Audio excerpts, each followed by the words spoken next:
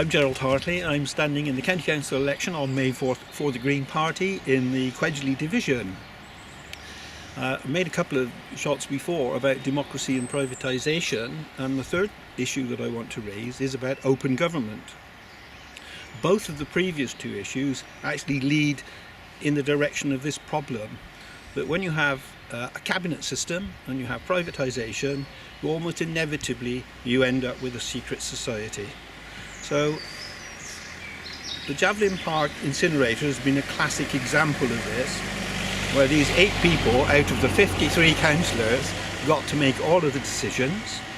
They completely defied the planning committee, which rejected this thing unanimously, even when it had a Conservative majority, but you note that in a planning committee it's illegal to whip it.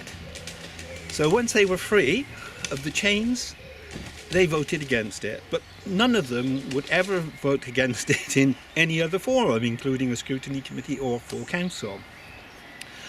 So we've arrived at a situation where Gloucester, of which I'm currently chair, put in a freedom of information request for the contract to be released in full. This was refused by the County Council. We appealed to the Information Commissioner. The Information Commissioner found in our favour.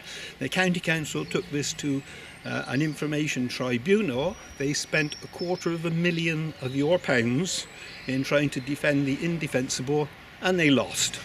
And your money was lost as well.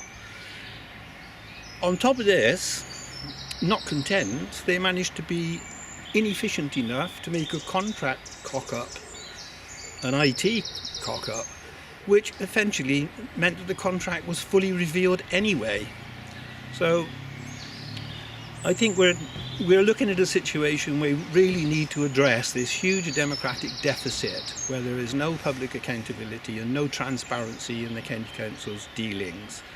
And unless we can do that, we are never going to have a real say in all of the things that are really important to us, and that's solutions that we need for care facilities, where things have gone so badly wrong. We're not going to get to the public transport we need, which needs to be cleaner and more frequent, cleaner in terms of fuels. We aren't going to get to a point where we can argue to maintain existing roads, not build new ones.